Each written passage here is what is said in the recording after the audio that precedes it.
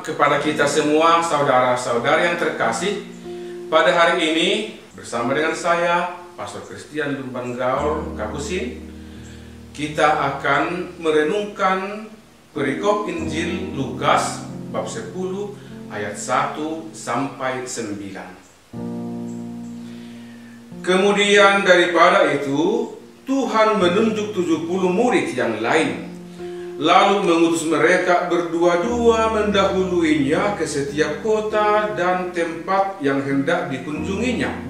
Katanya kepada mereka, "Tuaian memang banyak, tetapi pekerja sedikit.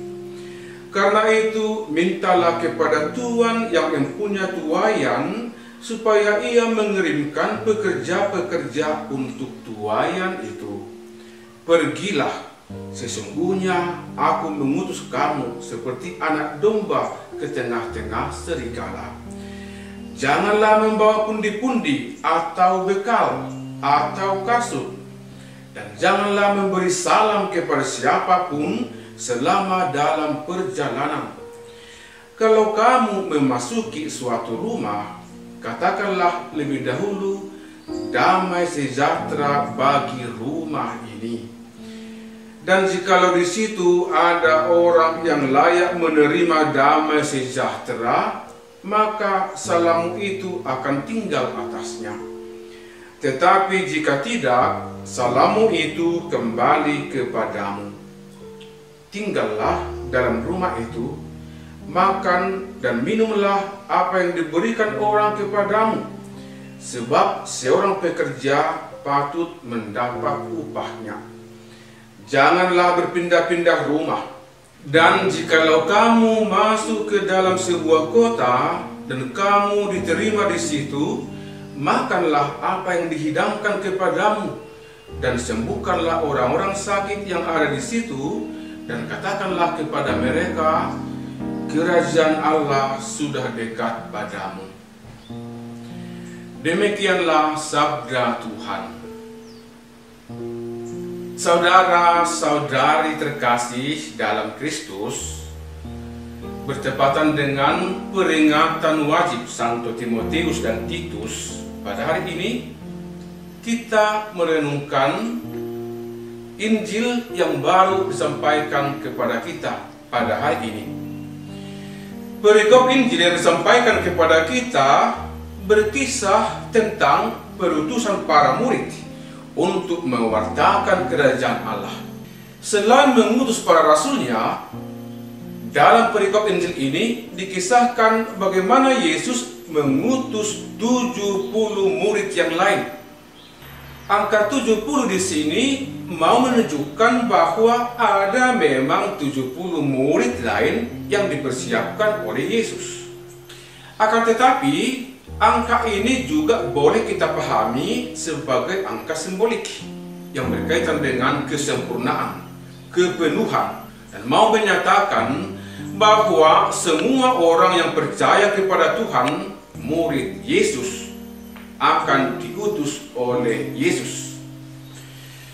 Mereka diutus berdua-dua ke setiap kota dan tempat yang hendak dikunjungi oleh Yesus. Jumlah 2 orang dalam suatu perutusan memiliki makna positif untuk dapat layak memberi kesaksian. Seturut tradisi Yahudi, sebuah kesaksian akan dapat diterima atas suatu perkara sebagai benar bila kesaksian itu diberikan oleh 2 orang sekurang-kurangnya. Maka sangat logis dalam konteks ini Yesus mengutus muridnya berdua-dua untuk memberi kesaksian tentang sudah dekatnya dan sudah datangnya kerajaan Allah, yakni kerajaan yang dihadirkan oleh Yesus sendiri. Seturut rencana keselamatan yang dibawa oleh Yesus, perutusan 70 murid tersebut mau menggambarkan bahwa warta kerajaan Allah harus segera disampaikan kepada semua orang, sehingga semua orang yang berdiam di setiap kota dan di berbagai tempat dapat lebih cepat menerima warta keselamatan. Karena itu Yesus berkata, Tuaian memang banyak, tetapi pekerja sedikit. Seluruh dunia ini adalah menjadi tempat menuai dan mengumpulkan orang ke dalam keselamatan, sementara jumlah orang yang berperan sebagai pekerja dan pewarta sangat sedikit. Yesus mengutus mereka untuk mewujudkan karya keselamatan itu, meskipun karya perutusan para murid itu masih akan disempurnakan oleh Yesus kemudian ketika ia sendiri datang ke setiap tempat di mana para murid melaksanakan tugas pewartaan.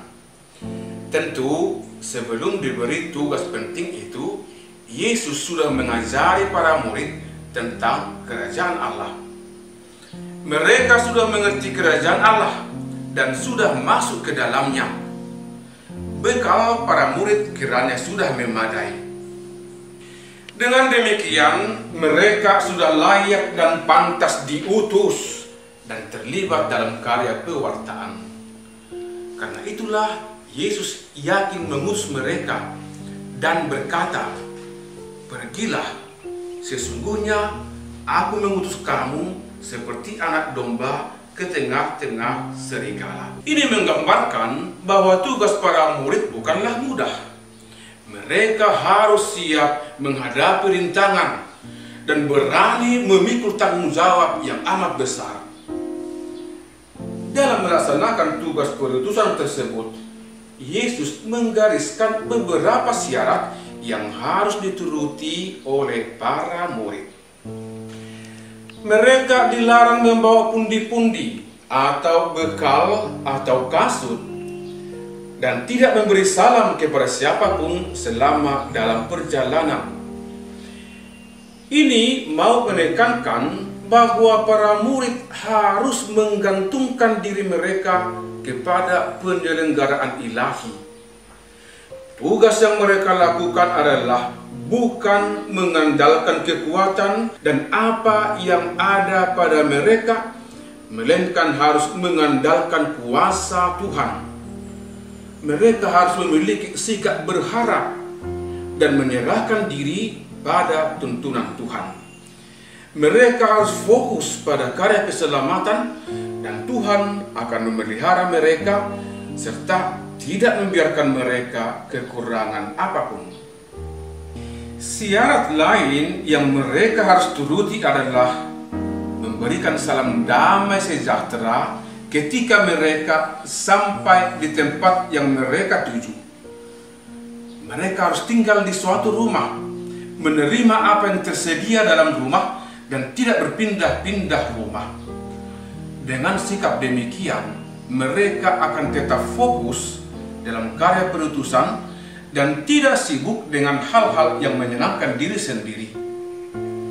Dan tugas istimewa yang mereka lakukan seturut nasihat Tuhan adalah menyembuhkan orang-orang sakit dan mewartakan kerajaan Allah sudah dekat. Kesetiaan para murid untuk melaksanakan tugas tersebut kiranya akan membawa banyak orang memperoleh kesembuhan dan semakin dekat ke dalam kerajaan Allah, semakin dekat kepada Yesus Kristus, Tuhan dan penyelamat. Saudara-saudari terkasih, dalam sejarah perjalanan gereja, Yesus tidak hanya mengutus 70 muridnya. Ia juga mengutus kita semua yang percaya kepadanya dan termasuk menjadi muridnya. Berkat sakramen baptis yang kita terima, diteguhkan dengan sakramen pemuatan dan disempurnakan dengan sakramen Ekaristi, kita semua dijadikan oleh Tuhan menjadi murid-Nya, dan dengan itu kita layak untuk diutus dalam karya pewartaan. Itu hal yang pertama yang kiranya kita sadari. Tentu untuk menjadikan kita semakin layak dan dalam karya tersebut, hendaknya kita bersedia semakin mengenal Yesus dan semakin bersatu kepadanya setiap hari. Pengenalan dan kedekatan itu dapat kita peroleh, kita pupuk melalui doa-doa, perayaan-perayaan iman, membaca dan merenungkan kitab suci, dan memperdalam pengetahuan kita akan ajaran-ajaran gereja kita. Ini tentu menjadi bekal sebagai hal penting kita peroleh untuk layak dan pantas melaksanakan tugas perutusan itu. Hal kedua yang perlu kita yakini dalam tugas tersebut adalah Tuhan selalu menyertai kita. Ia sendiri menuntun kita dalam melaksanakan karya perutusan tersebut. Kita tidak dibiarkan sendirian. Ia mengutus kita berdua-dua seperti disebut dalam Injil. Meskipun kadang-kadang secara konkret kita diutus seorang diri, tetapi hendaknya kita menyadari bahwa perutusan itu terjadi bukan karena diri kita sendiri. Kita selalu perlu berkomunikasi, berdiskusi, dan belajar bersama dengan orang lain agar isi pewartaan kita sungguh menjadi pewartaan yang benar seturut kehendak Tuhan. Misalnya, guru atau pendamping sekolah minggu semestinya belajar bersama sebagai tim sebelum melaksanakan tugas pengajarannya.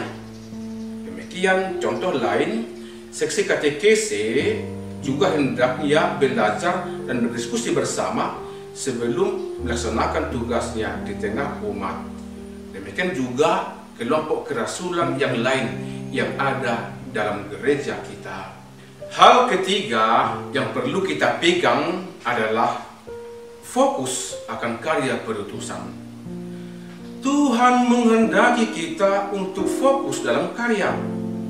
Karena itu, kita hendaknya sanggup mengatasi aneka situasi yang membuat kita jauh dari rencana Tuhan.